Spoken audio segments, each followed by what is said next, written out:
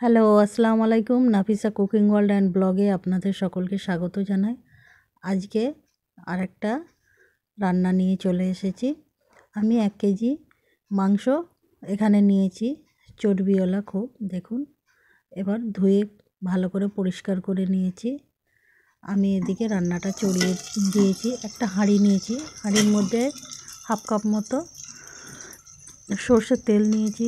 তার মধ্যে আমি 4টে বড় সাইজের পেঁয়াজ ও শুকনো লঙ্কা লাল করতে দিয়ে দিয়েছি।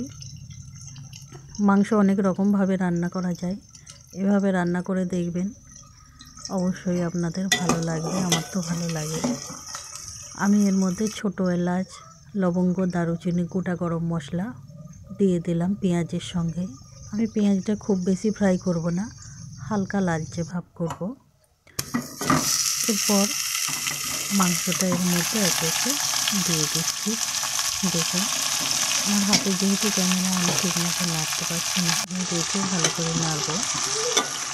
এবার এর মধ্যে আমি একটু লবণ দিয়ে দেবো, নাড়াচাড়া করবো কিছুক্ষণ। দেখুন, মাংস থেকে অনেক জল বের হচ্ছে। আরেকটা জল এখন আপাতত দেওয়া লাগবে না।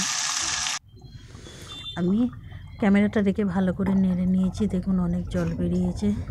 এবার একে একে সমস্ত মশলা, আদা বাটা দিলাম, আদা রসুন বাটা বড় চামচের 1 চামচ, ধনিয়া গুঁড়ো, জিরে গুঁড়ো, ধনে গুঁড়ো 1 চামচ, জিরে গুঁড়ো 1 চামচ।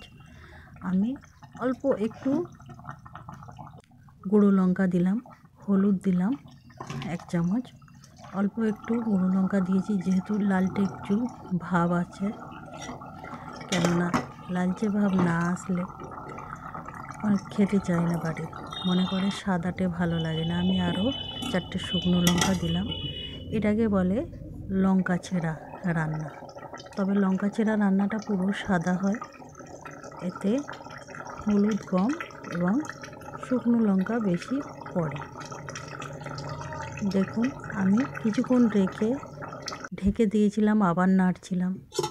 আমার রেডি পুরো। আমি একটা বাটিতে সার্ভ করে দিয়েছি। একটু ঝোল উপর থেকে গ্রেভিটা দিয়ে দিচ্ছি। খুব সুন্দর হয়েছে, আমার তো খুব ভালো লেগেছে। তাহলে এ পর্যন্ত। আসসালামু আলাইকুম।